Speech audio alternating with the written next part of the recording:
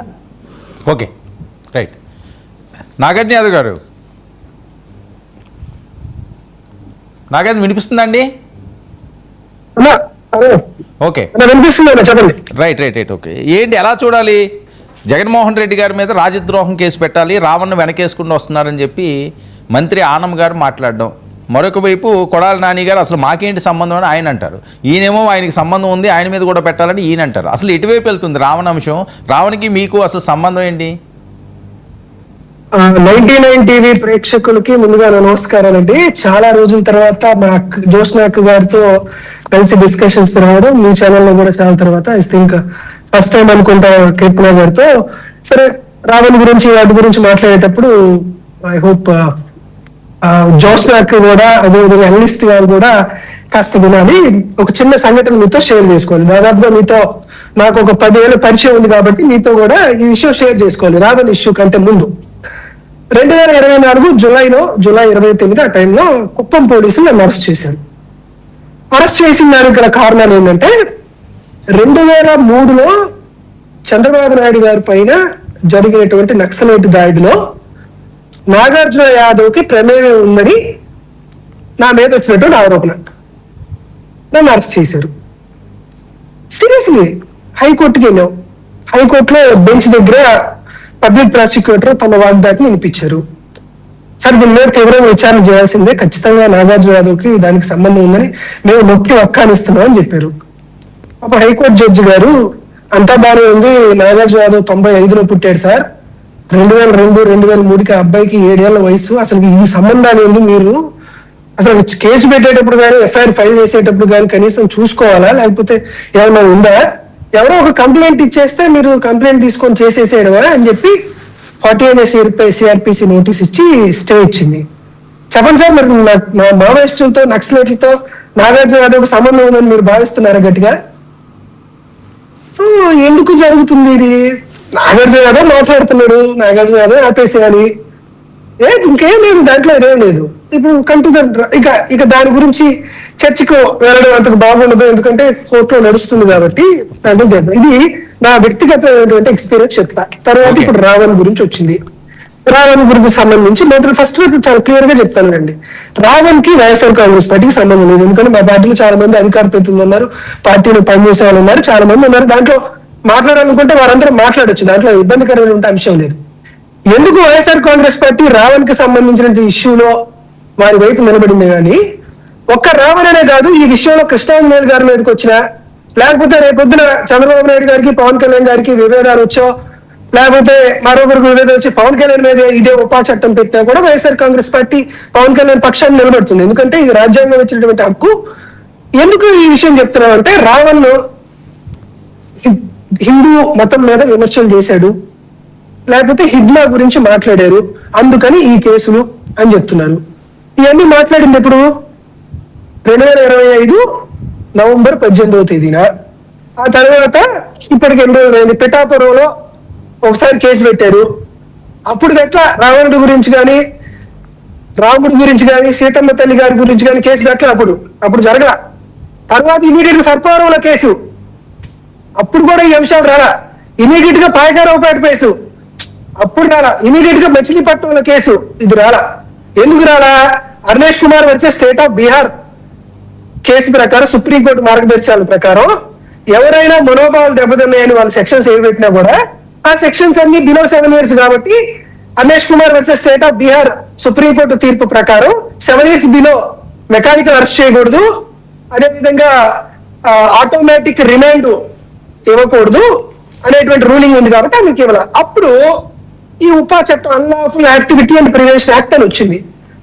Gannavaram DSP గారు చదివి case పెట్టించారు. దురదృష్టవశాత్తు అప్పుడు మా చిత్తూరు జిల్లా ఎస్పీ మణికంఠ ఐపీఎస్ గారికి తెలియదు, లేకపోతే నా మీద కూడా అదే కేసు పెట్టేవాళ్ళు, రిమాండ్ పంపించాలని కొత్తతో. సరే, రిమాండ్ రిపోర్ట్ తీసుకొద్దాం. మళ్ళీ చాలా క్యాండిడేట్ నేను చెప్తుంది, ఈ రిమాండ్ రిపోర్ట్ తర్వాత ఛార్జ్ షీట్ వేసేది ఆంధ్రప్రదేశ్ రాష్ట్ర పోలీసులు కాదు, నేషనల్ ఇన్వెస్టిగేషన్ ఏజెన్సీతో పాటు ఒక ఇండిపెండెంట్ సెంట్రల్ కమిషన్ ఒకటి ఏర్పాటు చేసి దాని ద్వారా ఎంక్వైరీ జరిగిన తర్వాత ఒక రిపోర్ట్ చేస్తారు. ఆంధ్రప్రదేశ్ పోలీసులు ఎవరు, ఈ డిఎస్పీ గారు చెప్పినటువంటి ఎస్పీ గారు అందరు రావాలి. అప్పుడే ఎందుకు అయిపోయింది కదా, చాలా అయిపోయింది. సరే, ఈ రిమైండ్ రిపోర్ట్ ఉంది, కావాలంటే కృష్ణాంజనేయులు గారు బాగా రాజకీయ విశ్లేషకులు, సీనియర్ జర్నలిస్ట్ కాబట్టి సరిపోయింది. ఈ రిమైండ్ రిపోర్ట్ 20 పేజీల రిమైండ్ రిపోర్టు నేను కూడా చదివాను.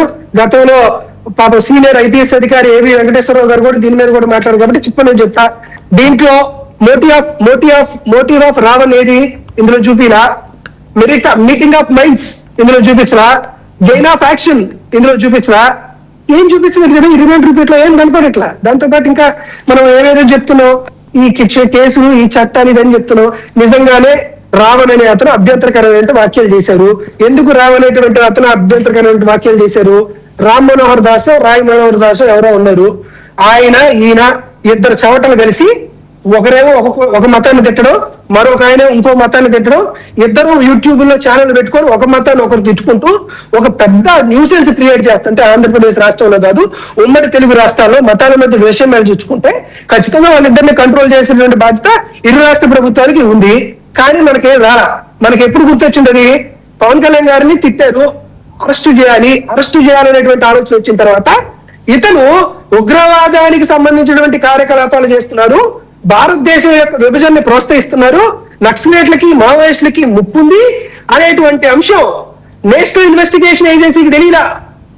వర్మ గారు ఒకసారి చూడండి, నేషనల్ ఇన్వెస్టిగేషన్ ఏజెన్సీకి తెలియదా?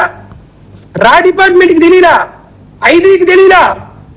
ఆ రావణ్ అనేటువంటి యూట్యూబర్ అమీన్పూర్ లో ఉంటాడు. అమీన్పూర్ నుంచి 15 కిలోమీటర్ల దూరంలో మాదాపూర్ ఉంది. మాదాపూర్ లో national investigation agency regional office ఉంది. దాంట్లో వన్ ఆఫ్ ద డైరెక్టర్ ఉంటాడు. అతనికి సంబంధించిన అన్ని రకాల కార్యకలాపాలు, భారతదేశానికి సంబంధించిన అన్ని రకాల కార్యకలాపాలు ఆడి నుంచి జరుగుతాయి, ఎవరికీ తెలియదు. కానీ రావణ్ అటువంటి కార్యకలాపాలు చేస్తున్నాడని హిట్మాన్ చనిపోయినటువంటి దాదాపుగా 8 నెలలు 9 నెలలు ఆ వీడియో ప్లే అయిపోయిన తర్వాత ఎవరికి కనపడింది? In the facts of the case are the complaint is residing Gannavaram village and mandal. He is the director to the AP Roads Development Corporation and the Janasena Party president to the Gannavaram. He is habituated to watch the political speech, the public address meeting in social media platform. Subsequently, when he watched the video 28/6/2026, Jada Shravan Kumar conducted a Dalit Christian meeting at Eluru to watch the accused Bachulaguri Joseph and Ochi against the constitutional authorities holding official position in the state of Andhra Pradesh. ఇది ఆయన ఇచ్చినటువంటి complaint. ఇది remand report లో స్పష్టంగా ఉంది. పవన్ కళ్యాణ్ గారి పైన అనుచిత వ్యాఖ్యలు చేశాడని రిమాండ్ రిపోర్ట్ లో స్పష్టంగా కనపడుతుంది. ఇది రిమాండ్ రిపోర్ట్ స్పష్టంగా కనపడితే ఏం కేసు పెడుతున్నారు మీరు?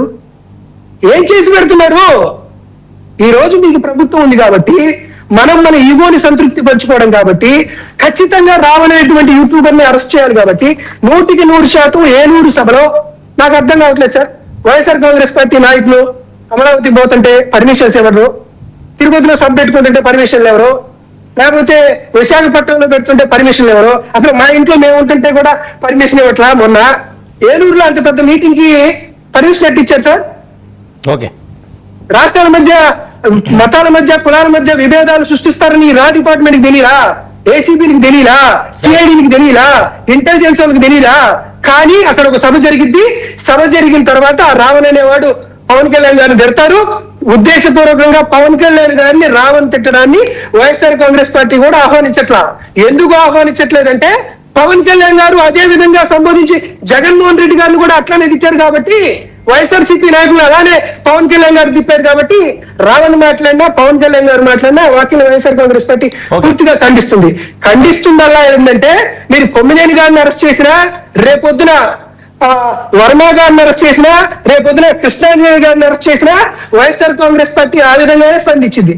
వైఎస్ఆర్ కాంగ్రెస్ పార్టీ తరఫున ఆగండి. ఎందుకు చెప్తున్నానంటే, ఇక్కడ దాదాపుగా మీరు అక్కడ కూటమి ప్రభుత్వంలో కీలకంగా భావించేటువంటి మా సోదరిమణి కీర్తన గారు, మా అక్క జ్యోత్స్న గారు వాళ్ళిద్దరు మాట్లాడుతున్నారు. నేను ఒక్కడే మాట్లాడాల్సింది కాబట్టి కాస్త టైం ఇవ్వాలి క్లోజింగ్ చేస్తున్నాను. నేను కూడా ఏం చెప్తున్నానంటే, ఇప్పటికి కూడా నేనేం చెప్తున్నానంటే, పాపం ఈ కథ నుంచి బయటకు వచ్చేసేద్దాం. రావణ్ ముఖ్యమా మరొకటి ముఖ్యమా అనేటువంటి దాంట్లో బయటేద్దాం. ఏం అవసరం లేదు. మీరు ఈ రోజు రావణ్ని కేసు పెట్టి అరెస్ట్ చేశారు. మేము కూడా చాలా స్పష్టంగానే చెప్తున్నాం, ఇటువంటి కేసులు ఈ రోజుకి ఆంధ్రప్రదేశ్ రాష్ట్రంలో 1339 మంది సోషల్ మీడియా కార్యకర్తలు అరెస్ట్ చేశారు, రిమాండ్ కి పంపించారు. సమకాలీన భారతదేశ రాష్ట్ర రాజకీయ చరిత్రలో స్వతంత్ర భారతదేశంలో ఏ రాష్ట్రంలోనైనా సరే, ఇప్పుడు కూడా మీరు ప్రభుత్వంలో ఉన్నారు కదా, ఏ రాష్ట్రంలోనైనా సరే సోషల్ మీడియా కార్యకర్తల్ని 1339 మందిని అరెస్ట్ చేసినటువంటి దాఖలాలు మీరేమన్నంటే చూపించండి. జగన్మోహన్ రెడ్డి గారి హయాంలో అరెస్టులు జరిగినాయి అన్నారు కదా. ఇదిగో జగన్మోహన్ రెడ్డి గారి హయాంలో 2019, 20 ఈ క్రైమ్ సంవత్సరంలో ఎంత జరిగింది, ఇప్పుడు జరిగింది, ఒక పవర్ పాయింట్ ప్రెజెంటేషన్ ఇచ్చేసేయండి, ఈజీగా ఉంటుంది కాబట్టి చెప్తున్నా. కాబట్టి అక్క జోష్న గారు దీనికి సమాధానం చెప్తారని ఆశిస్తూ, ఈ చర్చా కార్యక్రమంలో బూతులు పద ప్రయోగాలు ఉండకూడదని నేను కూడా ఆశిస్తూ వాటి దృష్టికి వెళ్ళట్లేదు. బహుశా ఇదే హోందాగా ఈ చర్చ సాగుతుందని మనస్ఫూర్తిగా కోరుకుంటున్నాం. ఖచ్చితంగా ఇలాగే సాగుతుంది, ఎటువంటి అనుమానాలు అవసరం లేదు. కృష్ణాంజలి గారు రెస్పాండ్. వర్మ గారు నమస్తే. ప్యానల్ మెంబర్స్ అందరికి నమస్కారం.